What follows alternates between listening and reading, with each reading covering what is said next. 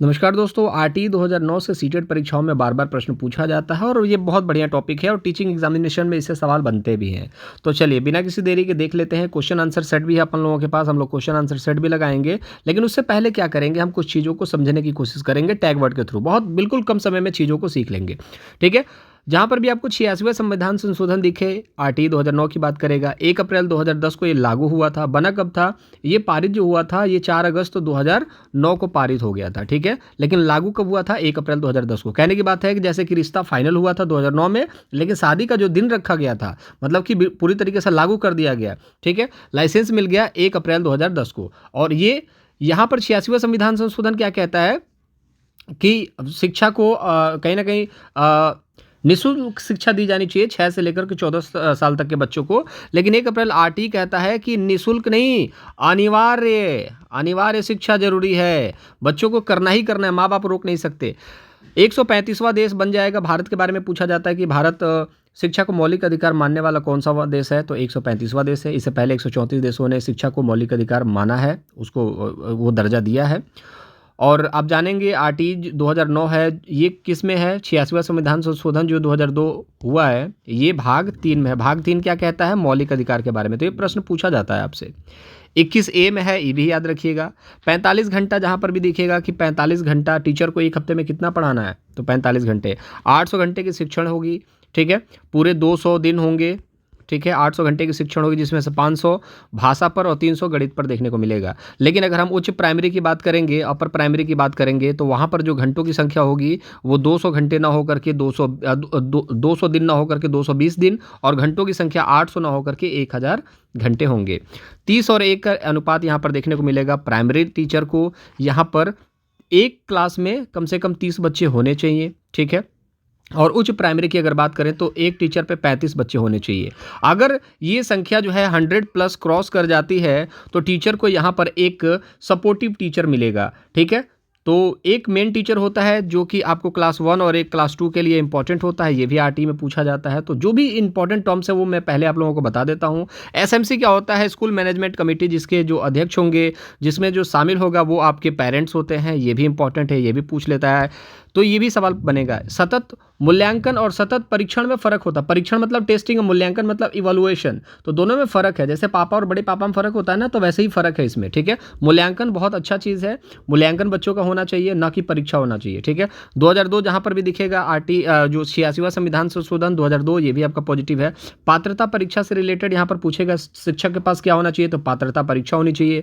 प्रोत्साहन बच्चों को देना है। कैपिटेशन क्या होता है ना, जैसे आपने देखा होगा प्राइवेट स्कूलों में क्या होता है, कैपिटेशन होता है कि कल जो है ना क्रिसमस मनाया जाएगा, आप लोग घर से क्या करेंगे, 200 रुपये लेकर के आएंगे, क्योंकि हम लोग यहाँ पर टेंट वेंट का व्यवस्था करेंगे, तो आप ही लोग तो देंगे, ठीक है। तो ये जो कैपिटेशन लिया जाता है ना, ये कैपिटेशन नहीं लेना है, ठीक है। ये या तो शिक्षक अपने जेब से ले या तो सरकार उसको अफोर्ड करेगी। बच्चे से 1 भी रुपया नहीं लेना है, ये होता है कैपिटेशन, ठीक है। तो इस पर पाबंदी है। समावेशी कक्षा, हर एक बच्चे को कहीं ना कहीं समान रूप से शिक्षा दी जानी चाहिए। मदद करना इंपॉर्टेंट है। निःशुल्क शिक्षा है तो कैपिटेशन काहे का? तो निःशुल्क शिक्षा देनी है और अनिवार्य रूप से शिक्षा देनी है, रोकना नहीं है अगर बच्चा सीखना चाहता है। चलिए देखते हैं कुछ क्वेश्चंस।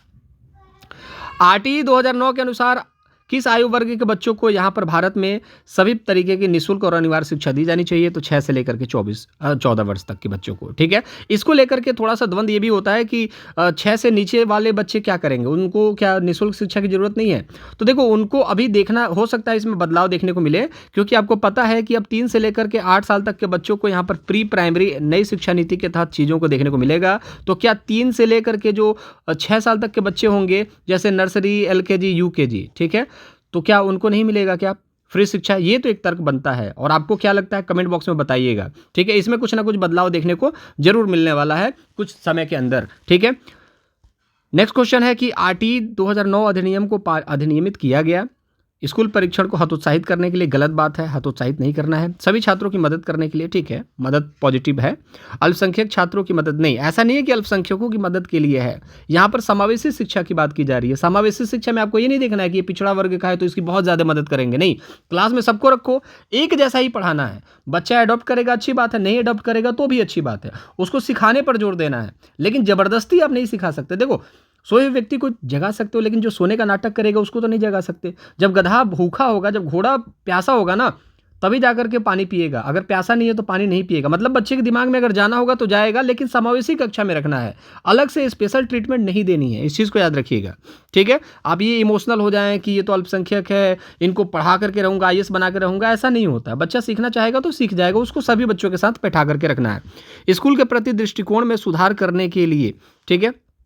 अब देखिए, स्कूल के प्रति छात्र दृष्टिकोण में सुधार, स्कूल के प्रति मतलब छात्रों के नज़र में इस स्कूल को अच्छा दिखाया जाए कि हाँ यार ये स्कूल बढ़िया है, ऐसा करने के लिए क्या, ऐसा नहीं है।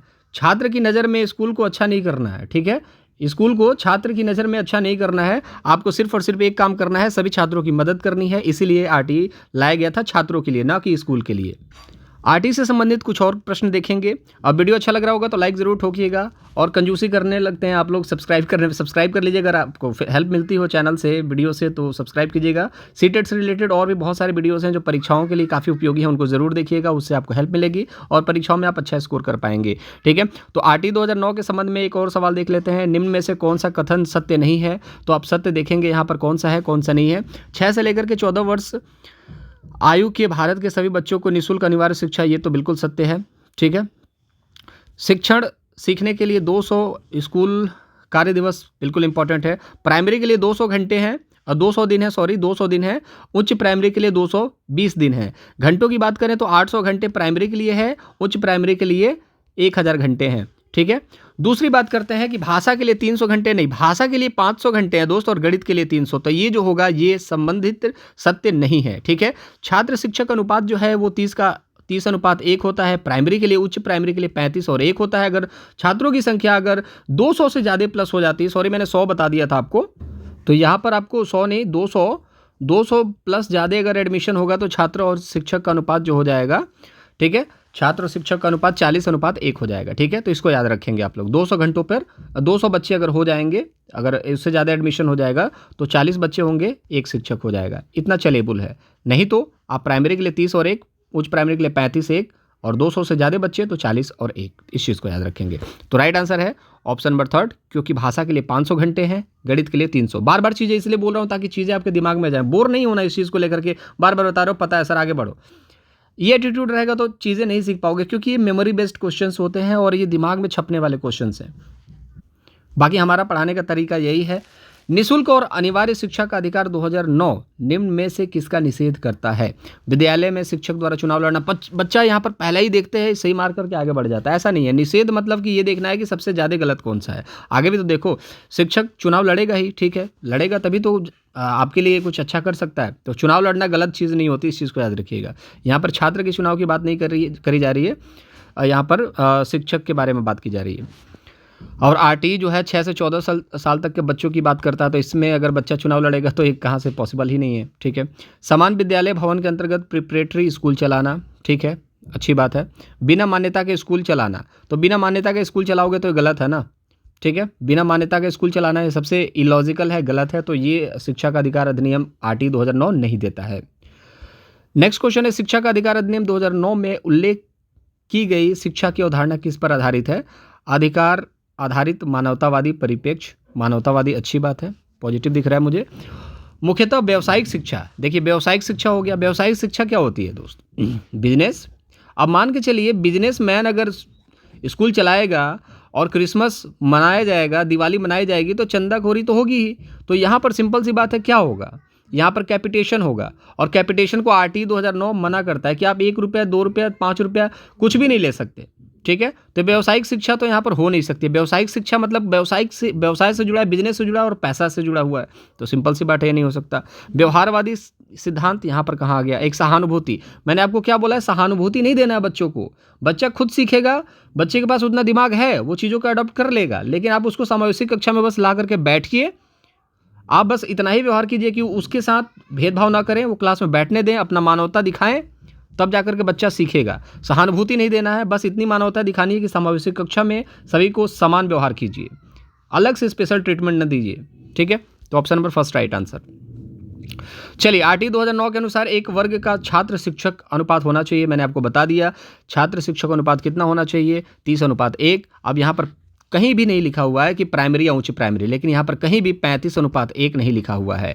और अगर लिख देता कि 200 प्लस बच्चे, अगर ज़्यादा 200 से प्लस बच्चे हैं तो कितना होना चाहिए, तो 40 अनुपात होना चाहिए, लेकिन यहाँ पर 200 प्लस नहीं लिखा हुआ है। तो क्वेश्चन को समझना भी इंपॉर्टेंट होता है। यही चीज़ मैं बार बार कह रहा हूँ कि बार बार इसलिए चीज़ों को बता रहा हूँ ताकि चीज़ें दिमाग में आपके छपें। ठीक है, तो 30:1 है, अगर उच्च प्राइमरी होता तो 35:1। इसी तरीके से बिल्कुल सेम टू सेम क्वेश्चन आपको छपते हुए दिखेगा। तो इसीलिए चीज़ों को बार बार देखेंगे। पीडीएफ जो है टेलीग्राम पर है, तो टेलीग्राम पर @ ये लिख लीजिएगा, आपको सामने सारी चीज़ें दिख जाएंगी। बहुत सारे पीडीएफ पढ़े हुए हैं, उनको पढ़िए, वीडियोज़ पढ़े हैं उनको देखिए, उनसे सीखिए और परीक्षा में जाकर के अच्छा स्कोर लूट करके आइए। ठीक है, बाकी चलिए नेक्स्ट क्वेश्चन देखते हैं। आरटी 2009 के अनुसार एक शिक्षक को अवश्य ही चाहिए, क्या चाहिए? एक पात्रता परीक्षा योग्यता प्राप्ति। आप किस चीज़ की तैयारी कर रहे हैं? पात्रता परीक्षा की तो तैयारी कर रहे हैं, तो आपके पास होना चाहिए। आप नहीं होगा, आपके पास नहीं होगा तो आप शिक्षक कहे जाएंगे। आप कहीं प्राइवेट में भी जाओगे तो पूछा जाएगा सीटेट कभी क्वालिफाई किया है? नहीं। तो यार जब तुम सीटेट क्वालिफाई ही नहीं कर पाए तो यहाँ कैसे पढ़ाओगे बच्चों को? आपने पेडागोजी जो है सीखी नहीं, शिक्षण शास्त्र सीखा ही नहीं, तो कैसे पढ़ाओगे बच्चों को? आपको पास तो एथिक्स होगा ही नहीं कि बच्चों को कैसे पढ़ाना है। तो इसीलिए एक आपके पास सर्टिफिकेट होना चाहिए। मास्टर की डिग्री नहीं चाहिए भैया। आपको प्राइमरी के पढ़ाने के लिए, बच्चों को पढ़ाने के लिए मास्टर्स डिग्री नहीं मांगा जाता। ग्रेजुएशन के बाद डीएलएड बीटीसी करा है आपने, बीएड करा है, और उसके बाद एक सीटेट यूपी टेट जो भी अपना टेट करा है, आप टीचर बन सकते हैं। ठीक है, ये सारी चीज़ें गलत हो जाएंगी। ठीक है, ऑप्शन नंबर फर्स्ट जो होगा राइट आंसर। अब ये तीसरा ऑप्शन बोलेंगे समझा दीजिए, तो चलो यहाँ पर देखो, अनुशंसित होना मतलब कि कॉलेज या फिर विश्वविद्यालय जो है वो शिक्षक को ला करके बोलेगा कि आकर के हमारे यहाँ पढ़ाइए, तो ये भी इम्पोर्टेंट नहीं है। ठीक है, अगला सवाल है, आर्थिक रूप से कमजोर वर्ग के विद्यार्थियों की शिक्षा के संबंध में शिक्षा का अधिकार अधिनियम 2009 के खंड 12 द्वारा निम्न में से किस सिफारिश की गई है? किस चीज़ की सिफारिश की गई है? तो केवल जहाँ पर दिखता है केवल सरकारी विद्यालयों में दाखिले की बात की जाएगी, तो ये गलत है। निजी विद्यालयों में आरक्षण की बात की गई है। कितने % आरक्षण की बात की गई है? 25%। और आप अब कहेंगे कि सर एक बात बताइए, 25% आरक्षण निजी विद्यालय प्राइवेट स्कूलों में क्यों दिया गया है आर्थिक रूप से कमजोर बच्चों के लिए? तो इसका जवाब क्या है? आप कंफ्यूज हो जाएंगे, यार सरकारी है तो प्राइवेट में आरक्षण क्यों मिल रहा है? तो इसका जवाब मैंने अब बताना उचित समझा है। देखिए, प्राइमरी तक के बच्चे जब पढ़ते हैं ना, तो उनके घर से स्कूल का जो आप देखोगे स्कूल की दूरी जो होनी चाहिए वो कितनी होनी चाहिए? 1 किलोमीटर होना चाहिए। अगर 1 किलोमीटर से दूर है प्राइमरी स्कूल तक के बच्चों को और वो गरीब है, तो वहाँ अपने 1 किलोमीटर के रेंज में जो भी आपका प्राइवेट स्कूल मिलेगा वहाँ पर जाकर के वो एडमिशन ले सकता है। इस चीज़ को याद रखिएगा। ठीक है, तो डिस्टेंस अगर पूछा जाता है तो प्राइमरी तक के बच्चों का जो स्कूल से घर तक का डिस्टेंस होता है 1 किलोमीटर होता है। अगर मान के चलो 1 किलोमीटर नहीं है और बच्चा अगर नहीं जाना चाहता है, उसके पास में प्राइवेट स्कूल है, वहाँ जाना चाहता है, तो वो अगर गरीब है तो वो अपना जो है बीपीएल वगैरह जो राशन कार्ड वगैरह है वो लगा करके अपने प्राइवेट स्कूल में 25% जो स्कूल आरक्षण मिलता है वो उस चीज़ को ले सकता है। तो 25% जो है स्कूल की कैपेसिटी के हिसाब से वहाँ पर आरक्षित होती है सीटें, वहाँ पर गरीब बच्चा जाकर के ले सकता है, और बाकी जो पैसा होता होगा वो सरकार देती होगी। ठीक है, उस चीज़ के बारे में, इस चीज़ के बारे में इतना जानिए आप लोग। ठीक है, एक और प्रश्न यहाँ पर, निःशुल्क एवं अनिवार्य शिक्षा का अधिकार 2009 में अनिवार्य शब्द का अर्थ है। अब अनिवार्य शब्द की बात की जा रही है कि अनिवार्य शब्द क्या कहता है। अनिवार्य शब्द कहता है दंडात्मक कार्य से बचने के लिए अपने बच्चों को विद्यालय भेजने के लिए अभिभावक पर अनिवार्य रूप से जोर डाला जाता है। मैंने क्या कहा, जब ये 2002 संविधान संशोधन हुआ था, 2002 में 86वां संविधान संशोधन, तो एक कहीं ना कहीं देखा जाए तो निःशुल्क शिक्षा की बात की गई थी 6 से लेकर के 14, लेकिन अनिवार्य नहीं की गई थी। अब जब इसको अनिवार्य कर दिया गया आरटी 2009 के थ्रू, तो अभिभावक के ऊपर एक परेशानी बढ़ गई कि उनको भेजना है, लेकिन ऐसा नहीं है कि ज़बरदस्ती अनिवार्य रूप से जोर डाला गया। ठीक है, अनिवार्य का मतलब ये नहीं है। अनिवार्य का मतलब आगे देखेंगे, सतत परीक्षण, सतत मूल्यांकन इंपॉर्टेंट है। मैंने आपको बताया मूल्यांकन इंपॉर्टेंट है, परीक्षण जो है इंपॉर्टेंट नहीं है। केंद्र सरकार दाखिले उपस्थिति, और केंद्र सरकार नहीं है, उचित सरकार दाखिले। ठीक है, तो जो भी उचित सरकार दाखिले उपस्थिति प्रारंभिक शिक्षा को पूर्णता को सुनिश्चित करेगी, उसी का मतलब होता है अनिवार्य। ठीक है, तो याद रखिएगा, अनिवार्य का मतलब वही होता है कि जो पूर्णता को सुनिश्चित करेगी, मतलब कि वो उचित सरकार जो दाखिले, कितने दाखिले हुए, कितनी उपस्थिति हुई, प्रारंभिक शिक्षा किस तरीके से चल रही है। अब जरूरी नहीं केंद्र सरकार, कोई भी उचित सरकार है, आपके स्टेट की सरकार है, वो भी उस चीज़ को देख सकती है। ठीक है, तो आरटी 2009 से रिलेटेड जितने क्वेश्चंस थे हम लोगों ने अभी तक किए हैं। चलिए एक आधा प्रश्न और है, उसको भी देख लेंगे। और वीडियो को अगर अच्छा लगा हो तो लाइक कर देना, नहीं लगा हो तो मत करना। अच्छा लगा हो और हेल्प मिल रही हो, आप चाहते हो कि और वीडियोस मिलें, तो आप चैनल को सब्सक्राइब कर लेना। डेली बेसिस पे कुछ वीडियोज़ आ रही हैं, अभी कुछ वीडियोज़ और हैं जो इंपॉर्टेंट है सीटेट एग्जामिनेशन को लेकर के, तो वो सारी वीडियो आपको मिल जाएंगी। कुछ पूछना है तो कमेंट बॉक्स में पूछ सकते हैं। शिक्षा का अधिकार अधिनियम 2009 के क्रियान्वयन के बाद कक्षा कक्ष 2009 जब ये आरटीई जब आया तो क्या हुआ, आयु के अनुसार अधिक समजातीय है, बिल्कुल सही बात है। 6 से लेकर 14 वर्ष तक के बच्चों की बात की गई थी। अब यहाँ पर एक चीज़ और जान लीजिए जो कि थोड़ा सा मिस हुआ, छूट गया, लेकिन वीडियो खत्म होते होते सारी चीज़ें आपको मिल ही जाती हैं किसी न किसी क्वेश्चन के माध्यम से। आपको ये चीज़ पता होना चाहिए क्लास 8 तक, और देखिए सीटेट में जो आपका एनसीएफ 2005 है, एनईपी 2020 है और आपका आरटी 2009 है, ये रिलेटेड हैं। इनसे 8 से 10 प्रश्न तीनों से मिलते ही मिलते हैं, उससे ज़्यादा प्रश्न मिलते हैं आपको, और तीनों सेम टू सेम आप देखोगे, थोड़ा बहुत घुमा के क्वेश्चंस इनके पूछे जाते हैं, बाकी ऑलमोस्ट सारी चीज़ें सेम ही हैं। ठीक है, तो क्लास 8 तक बच्चों को, मतलब 6 से लेकर के 14 वर्ष तक के बच्चों को आप निष्कासित नहीं कर सकते विद्यालय से। अगर बच्चा फेल हो गया है तो आप उसको बाहर नहीं कर सकते, आपको उसके अगले क्लास में एडमिशन कराना ही कराना है। ठीक है, कहने का मतलब है कि बच्चा 12 साल का है और वो क्लास 6 में है, अब वो फेल हो गया, तो अब ऐसा नहीं है कि 13वें साल में जाएगा तो उसको आप कहोगे कि नहीं तू 6 में ही पढ़ेगा, नहीं, वो अब कक्षा 7 में जाएगा, फिर उसके बाद कक्षा 8 में जाएगा 14 साल की उम्र में। ठीक है, तो 14 साल तक की उम्र में वो क्लास 8 उसको कंप्लीट करवाना ही करवाना है, ये आरटीई कहता है, उसको फेल नहीं करना है। तो समझाती है आयु के अनुसार अधिक समझाती है, बिल्कुल फैक्ट वाली बात है। आयु के हिसाब से बहुत अच्छी चीज़ है, आयु के हिसाब से ही आपको वो सारी चीज़ें मिल जाएंगी जो आपको चाहिए। अब गोविंदक जैसे 5वीं में 5 बार फेल, 6वीं में 6 बार फेल, ऐसा नहीं होना पड़ेगा।